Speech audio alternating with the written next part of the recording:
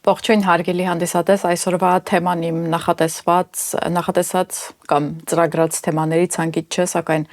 վերջին օրերին ողջ աշխարհն է խոսում այս մասին, եւ սա թերևս ամենակարևոր թեման է այս օրերում, խոսքը Թրամփ-Զելենսկի հանդիպման մասին է, սակայն ես որոշեցի անդրադառնալ այս թեմային ոչ թե այն պատճառով, որ ամբողջ աշխարհն է անդրադառնում, թե ես էլ անդրադառնամ, ոչ բոլորովին այլ պատճառով, բանն այն է, որ որոշ ժամանակ առաջ մի հոդված էր ինձ հանդիպել ուկրաինական Daily պարբերականից, հավանաբար ամենը այդպես է դա անծանոթ պարբերականներից, որը կարելի է գտնել նաև Մեծ Բրիտանիայի կառավարության պաշտոնական էջում, եւ սրա մասին գրեթե չի խոսվել կամ գրեթե չի լուսաբանվել կամ շատ քիչ է քննարկվում, ես կարծում եմ, որ այստեղ շատ կարևոր ինֆորմացիա կա։ Եվ այդ իսկ պատճառով որոշեցի անդրադառնալ այդ հոդվածին եւ նաեւ մի փոքր կարծիք հայտնել Թրամփ-Զելենսկի հանդիպման մասին։ Գնացինք առաջ։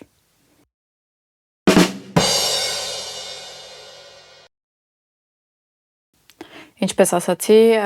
մինչ հոդվածին անցնելը մի քանի խոսք սպիտակ տան տեղի ունեցած այդ հանդիպումից, աղմկահարույց հանդիպումից ամերիկյան եւ ուկրաինական պատվիրակությունների մասնակցությամբ, որը ինչ որտեղ զարմանալի էր, որ այդքան աղմուկ հանեց, այո, բնականաբար շատ կարևոր հանդիպում էր եւ այնպես չընթացավ, ինչպես սովորաբար ընթանում են նման բանակցությունները, սակայն ինչ որ առումով այդքան զարմանալի չէ, որովհետև թե Թրամփի թե Զելենսկու ասացի կամ պահվածքի մեջ որևէ նորություն չկար, միջազգային հանրությունը ծանոթ է այս երկու գործիչների խոսելավոճին էլ, գործելավոճին էլ, մի բացառությամբ, որ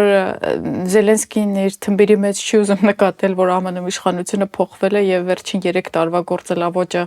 մեկնել ԱՄՆ, վերցնել փողերը, հետ գալ նույն հեքիաթները պատմել այլևս ակտուալ չէ, սակայն կարծես թե արդեն հասկացավ։ Նույնը կարելի է դեռևս անել Եվրամիությունում, բայց ԱՄՆ-ում այլևս ոչ, ու Եվրամիությունում գուցե սա էլ վերջին անգամն էր, հուսամ։ Հետո, եթե մեկնում ես քո կյանքի ամենակարևոր հանդիպմանը կարելի ասել, որից կախված է ոչ միայն քո երկրի ճակատագիրը, այլ նաև ողջ աշխարհի, էլ չասած քո անձնակարգ, քո ընտանիքի ճակատագիրը, եւ մեկնում ես բոլորովին անպատրաստ, թևատակիդ վերցրած միայն նկարների հավաքածու, որն արդեն հազարավոր անգամներ ամբողջ աշխարհում շրջել եւ ամենուրեք ցուցադրվել է, բոլորը գիտեն ինչի մասն է խոսքը, եւ նորից ծեծված արտահայտություններ, նորից կրկնում ես նույնը եւ նույնը եւ նույնը, ինչ որ ասվել է վերջին 3 տարվա ընթացքում 24 ժամ առանց դադարի, պետք է նաեւ ակնկալես կարծում եմ, որ զրուցակիցդ դիմացին հնարավոր է իր համբերությունը կորցնի ժամանակը վատնելու համար, որովհետև քեզ այլ բանի համար են հրավիրել են այդ ամենին վերջ տալու եւ նորից այլ ոչ թե նորից նույնը կրկնելու համար։ Սա կարելի է ընդհանրական ասել, ոչ միայն վերաբերվում է կոնկրետ այս հանդիպմանը, այլ նաեւ ընդհանրապես ասված։ Հետո ինչպես նշեցի, եթե մեկնում ես քո կյանքի ամենակարևոր հանդիպմանը եւ պահում ես քեզ արևելաեվրոպական գոբնիկի պահվածքով, ինչ որ այսպիսի դիրքով, ապա քեզ առնվազն պետք է նույն կերպ խոսել, որպեսզի միմյանց հասկանաք, չնայած նրա հետ նույն կերպ չխոսեցին, նույն կերպ չվարվեցին, ինչպես գոբնիկի հետ, պարզապես ասվեց այն, ինչ կարծում եմ վաղուց պետք է ասված լիներ, ուղղակի ճշմարտությունը մի քիչ սուր ձևով, կտրուկ ձևով ուղիղ ասված, բայց ոչ մի սուտ խոսք չասվեց, ճշմարտություն էր ասված։ Ավելին ասվեց, այդ ամենը ասվեց այնպիսի տոնով, որպեսզի հասկանալի լինի վերջապես, ում հետ գործ ունես եւ ինչ հետևանքներ կարող է այդ ամենը ունենալ։ Այնպիսի տպավորություն է, որ նա մինչև վերջ չի գիտակցում, որ գերտերությունների հետ նման բակային խաղեր խաղալու համար դաժանորեն պատժվել կարող է։ Հագուստի մասին ավելորդ է խոսել Պիջակ եւ այլն, քանի որ հենց նույն ԱՄՆ-ը ավելի ճիշտ Բայդենի ադմինիստրացիան եւ Եվրամիության պատերազմ հրահրող գործիչներն էին Զելենսկու համար նման իմիջ կերպար ստեղծել ու հավաստիացրել, որ դու հայտնվի բոլոր հանդիպումներին այս տեսքով տպավորություն ստեղծելով, որ ուղիղ ռազմաճակատից ես գալիս եւ անդադար պատերազմական գործողությունների կենտրոնում ես, ինչն իհարկե աբսուրդ է, բոլորը հասկանում են, որ դա այդպես չէ։ Եվ եւս մեկ անգամ ապացուցում է այն փաստը, թե որքան ռոպագանդա էր հարկավոր այս պատերազմը շարունակ թեժացնելու համար։ Աշխարհում անընդհատ եւ անընդմեջ պատերազմներ է, բայց ոչ բոլոր ղեկավարները այդ երկրների, որոնք պատերազմ են, ոչ բոլոր ղեկավարներն են գնում հանդիպումներին իրենց քարոզչական հագուստով։ Սակայն եթե պաշտոնական բանակցություններ են, ցանկացած չափած մարդ հասկանում է ինչ տեսքով պետք է ներկայանալ նման բանակցություն, նման հանդիպումների։ Զելենսկին նաև չէր հասկացել, որ այս անգամ գոնե մի քիչ փոխի, հարկավոր է մի քիչ փոխի իր կերպարը, ինչն իր իսկ շահերից էր փոխում իրականում։ Ոչ, նա վրթովեց, որ ԱՄՆ-1 թելադրում է իրեն այս տեսքով շրջել, մյուս անգամն էլ բողոքում այդ նույն տեսքից։ Իդեպ նրա հագուստի մասին քննարկումներից, թե հեռուստատեսությամբ, թե համացանցում ակտիվորեն քննարկվում էր այդ թեման, ինչը պակաս կարևոր չէ բնականաբար։ Ես հիշեցի 2022-ին նրա ֆոտոսեսիան կնոջ հետ համատեղ Vogue ամսագրին, պատերազմի սկզբնական փուլն էր, կարծեմ, ինչքան հիշում եմ, դեռ մի քանի ամիս էր ինչ սկսել էր, եւ հետաքրքիր էր, որ Զելենսկին կրկին ֆոտոսեսիայում ներկայացվում էր իր մարտական հագուստով, բայց կնոջ համար նման իմիջ չէին ստեղծել, ինչի ես շատ հետաքրքիր եմ համարում։ Կինը ավելի շատ այսպես ղեկավար lady boss կերպարի մեջ էր, սպիտակ վերնաշապիկ, սև տաբատ, եւ այդպես հետաքրքիր, որ միայն իր համար էին այդ մարտական կերպարը ստեղծել։ Չնայած ամբողջ ֆոտոսեսիան խեղկատակություն էր, որովհետև մոռանանք այն փաստը, որ պատերազմի թեժ պահին դու իբր թե քո մարտական հագուստով քո զինվորների հետ ես, բայց հասցնում ես վազել եւ Vogue-ի հետ ֆոտոսեսիա անել, որը հավանաբար ամենակարևոր բանն էր այդ պահին։ Եվ վերջապես Զելենսկին հավանաբար ունակել չէ այլևս հասկանալ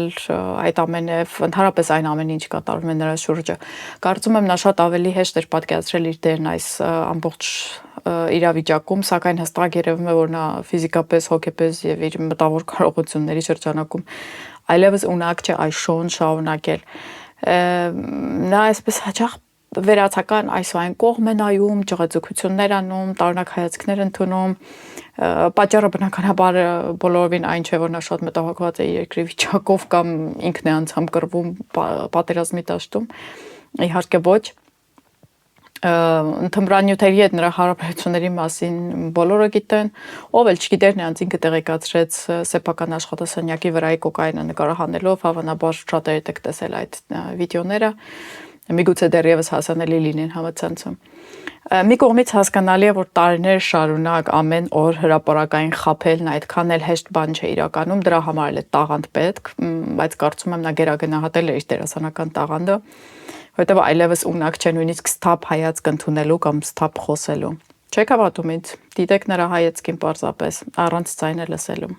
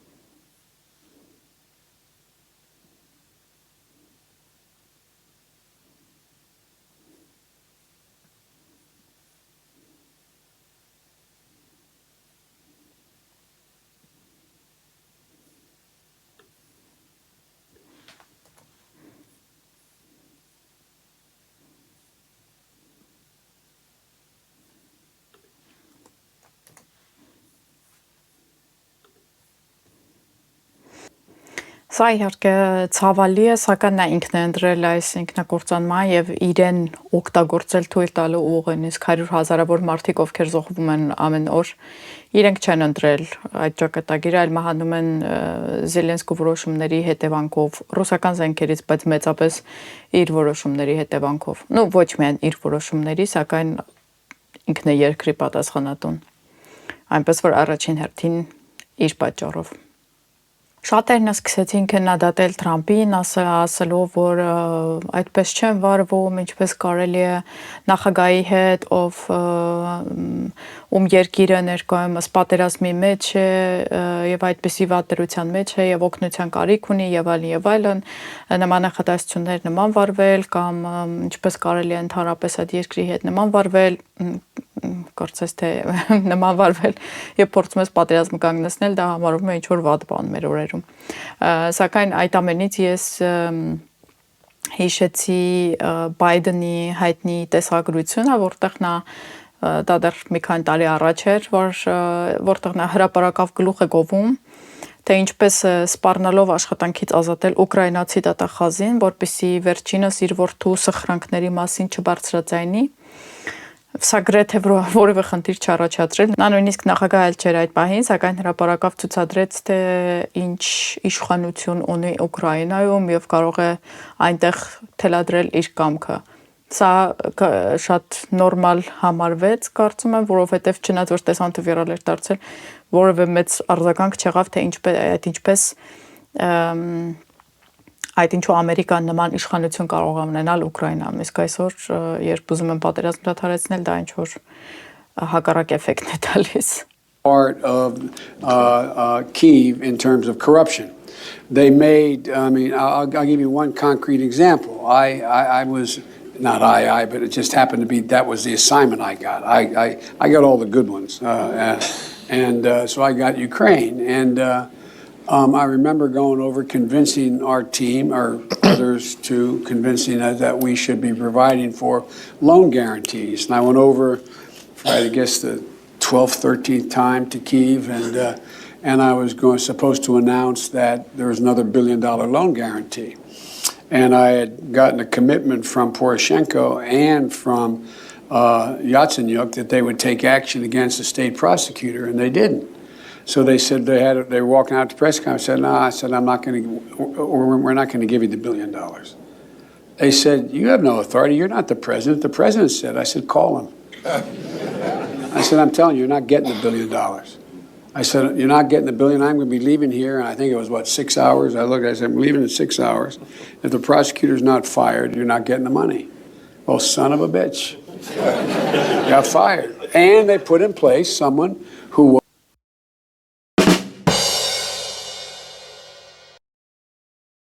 Սա մեծապես իմ կարծիքն է եւ իմ դիտարկումներն էր կատարվածի շուրջ, իհարկե կարելի է շատ ավելի ծավալվեր դրա շուրջ, բայց դրա կարիք չկա, որովհետեւ առանց այդ էլ ամբողջ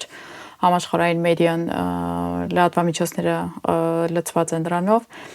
եւ գրեթե բոլոր բլոգերները իրենց կարծիքներն են հայտնում եւ այլն։ Ինչեւէ, հիմա անցնեմ այն հոդվածին, որի մասին սկզբում նշեցի եւ որի պատճառով ըստ էության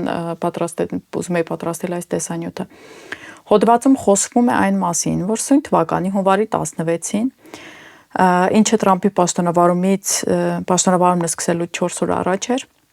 Մեծ Բրիտանիայի վարչապետ ամենայն չարիք Քեյր Ստարմերն այցելել է Ուկրաինա եւ Ուկրաինայի պաշտոնաթող նախագահ Վլադիմիր Զելենսկու հետ 100 տարվա համագործակցության պայմանագիր ստորագրել։ Պաշտոնաթողը ավելացնում եմ իմ կողմից, որովհետև Զելենսկու պաշտոնավարումն ավարտվել է 2024-ի գարնանը, ինչպես գիտենք, իսկ նոր ընտրություններ չեն անցկացվում պատերազմի պատճառով, ինչը եւս մեկ լավ պատճառ է պատերազմը չդադարեցնելու համար։ Ըստ էության երկրի ազգային ժողովը պիտի հիմա ղեկավարեր, բայց ինչպես տեսնում ենք, այլ իրավիճակ է։ Դե հիմա կա այն ինչ կա։ Սակայն չզարմանանք, եթե Զելենսկին հիմա ինչ-որ փաստաթղթեր ստորագրի, որոնք հետագայում չեղել համարվեն այն պատճառով, որ նա ըստ էության ներկայումս իրավասու չէ երկիրը ներկայացնել կամ երկրի անունից որևէ փաստաթղթեր ստորագրել։ Սա իմ կարծիք չէ, սա փաստ է։ Հոդվածում նշվում է, որ Մեծ Բրիտանիան եւ Ուկրաինան պատմական համագործակցության պայմանագիր են ստորագրելու, որն էլ ավելի կընդլայնի եւ կխորացնի երկու երկրների հարաբերությունները ոչ միայն ռազմական, այլ նաեւ ոչ ռազմական ոլորտում։ Սա Մեծ Բրիտանիայի կառավարության պաշտոնական էջից եմ ասում։ Էջում նշվում է, որ Ստարմերը մեկնում է Ուկրաինա տվյալ փաստաթուղթն ստորագրելու եւ որ 100 տարվա համագործակցություն ձևավորող այս պայմանագիրը եւ քաղաքական հռչակագիրը բրիտանական պարլամենտին կներկայացվի առաջիկա շաբաթների ընթացքում։ Նշեմ, որ հոդվածը տպագրվել է հունվարի 16-ին, նրա մեկնելուց առաջ, մեկնելու օրը կարելի ասել։ Տեքստում նշվում է, որ պայմանագիրը կամրապնդի ծովային անվտանգության ոլորտում ռազմական համագործակցությունը նոր ծրագրի միջոցով, ամրապնդելու Բալտիկ, Սև եւ Ազովի ծովերի անվտանգությունը եւ զսպելու ռուսական շարունակվող ագրեսիան։ Հիշեցնեմ պարզապես, որ Ազովի ծովը ներկայումս ամբողջությամբ գտնվում է Ռուսաստանի տարածքում, այնպես որ այնքան էլ հասկանալի չէ, ինչ ծրագրեր ունի Մեծ Բրիտանիա եւ ինչ է կորցրել Ազովի ծովում։ Երկու կողմերի փորձագետները կաշխատեն զարգացնելու գիտական եւ տեխնոլոգիական համագործակցությունը այնպիսի ոլորտներում, ինչպիսիք են առողջապահությունը, ագրոտեխնոլոգիաները, տիեզերքը, անօդաչու թռչող սարքերը եւ այլն։ Մեծ Բրիտանիայի կողմից մշակված հացահատիկի ստուգման նոր սխեման կօգտագործվի օկուպացված ուկրաինական տարածքներից գողացված հացահատիկի ուղին հետևելու համար։ Սակայն թե ինչ պետք է արվի դրանից հետո դա չէր նշվում, ինչը շատ հետաքրքիր է, որտեղ հետևեցին հացահատիկի ուղին, հետո ինչ պետք է հետ բերել, այլևս հնարավոր չէ կարծում եմ։ Այնպես որ հասկանալի չէ ինչ նկատի ունեն, ինձ համար հասկանալի չէր ինչ ծրագրեր կան դրա հետ կապված։ Պայմանագիրը նաև ամրացնում է Մեծ Բրիտանիայի դերը որպես նախընտրելի գործընկեր Ուկրաինայի էներգետիկ սեկտորի կարևոր օգտակար հանածոների ռազմավարության եւ կանաչ պողպատի արտադրության համար։ Իսկ ուկրաինական պարբերականի հոդվածն արդեն հունվարի 29-ին է լույս տեսել, ավելի ճիշտ դրանից առաջ նրանք էլ մի քանի օր առաջ գրել են, որ Ստարմերը գալու է Ուկրաինա եւ այլն, այն ամենը ինչ որ ես հիմա ասացի, եւ հունվարի 20-ին արդեն այդ ամենի պայմանագրի ստորագրումից հետո հոդվածը վերնագրված է մոտավորապես այսպես, մինչ ԱՄՆ-ը եւ Եվրամիությունը Ուկրաինայի հետ քննարկումների մեջ են, Զելենսկին արդեն իսկ թանկարժեք ամեն ինչ նվիրել է Լոնդոնին։ Հոդվածում նշվում են նույն կետերը, ինչ անգլերեն տեքստում, սակայն կա մի հավելում հոդվածագրի աղբյուրից, որը նշում է հետևյալը։ Համաձայնագրի գաղտնի մասում, որը ստորագրվել է Վլադիմիր Զելենսկո եւ Քեյր Ստարմերի կողմից, եւ որի ընդհանուր կետերը վավերացվել են խորհրդարանի կողմից, մենք պարտավորվել ենք բրիտանական վերահսկողությանը փոխանցել բոլոր նավահանգիստները, ատոմակայանները, գազի պահեստարանները, գազի փոխադրման համակարգը, տիտանի եւ գազի արդյունահանումը։ Հենց սա է պատճառը, որ M16-ն ակտիվ դեր խաղաց ԱՄՆ-ի ներկայացուցիչներին պատասխան պատրաստելու գործում, ինչն էլ զայրացրել է Թրամփին, որին առաջարկել են ածուխ եւ ինչ-որ չուսումնասիրված ռեսուրսներ, որոնց համար էլ մի բան էլ անհրաժեշտ է տասնյակ միլիարդավոր դոլարներ ներդնել։ Հետաքրքիր է, որ համաշխարհային լրատվամիջոցներն առանձնապես չանդրադարձան այս պայմանագրին կամ շատ հակիրճ, հետաքրքիր է, որ հայալեզու լրատվամիջոցներում ավելի շատ տեսա այս պայմանագրի մասին, բայց միայն նշվում է, որ ստորագրվել է պայմանագիր երկու կողմերի միջև եւ այդքանը գրեթե ավել բան չկար։ Եվ գերմաներենով էլ շատ հակիրճ 2-3 լրատվամիջոցներ շատ հակիրճ անդրադարձել էին կրկին ինչպես հայալեզու լրատվամիջոցներում ուղղակի նշել էին այս պայմանագրի ստորագրման մասին, սակայն շատ հետաքրքիր է, որ դա Թրամփի պաշտոնավարումը սկսելուց 4 օր առաջ դա տեղի ունեցել 4 օր առաջ եւ այսպես Ստարմերը առանց մեծ աղմուկ հանելու ինչ որ մեկնում է Ուկրաինա, այդ ամենը ստորագրվում է, գաղտնի է պահվում, հայտնի չէ ինչ պատճառով։ Նաև թեմայի շուրջ ոչ մի ակնարկ չեղավ Թրամփ-Ստարմեր հանդիպման ժամանակ, հնարավոր է չնայած նրանց առանձին առանձնագրողների հանդիպման ժամանակ որևէ քննարկում է եղել, դա չգիտեմ, բայց տեսախցիկների առջև չխոսվեց այդ մասին, ես հատուկ ամբողջ հանդիպումը նայեցի։ Ավելին Ստարմերն այնպիսի դիրքեր ընդունել Թրամփի մոտ, որ կարծես թե նրանք ընդհանուր փոխհամաձայնության կգան Ուկրաինայի հարցում, Սակայն վերադարձավ Մեծ Բրիտանիա, հավաքեց բոլոր ռազմատենչ Եվրամիության բոլոր ռազմատենչ ղեկավարներին,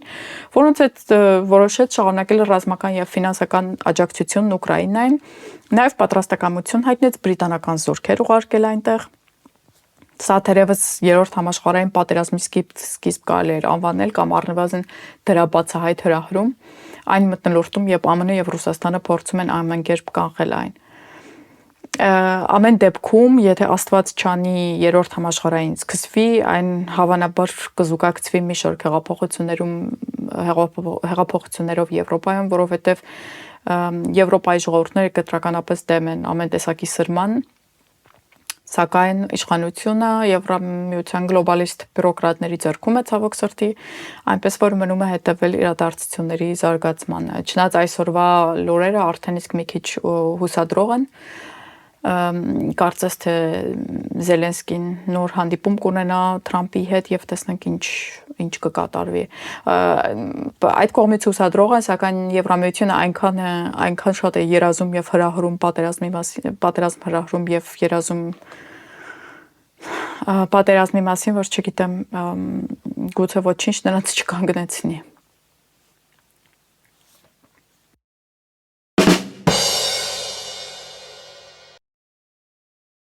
Այսօրվա համար այսքանն էի պատրաստել սիրելի հանդիսատես, խնդրում եմ չմոռանալ սեղմել լայքի կոճակը եւ բաժանորդագրվել իմ ալիքին, ինչը ինձ մեծապես կօգնի, ինչպես նաեւ կիսվել տեսանյութով եւ ձեր մեկնաբանություններով։ Շնորհակալություն ուշադրության համար, կհանդիպենք։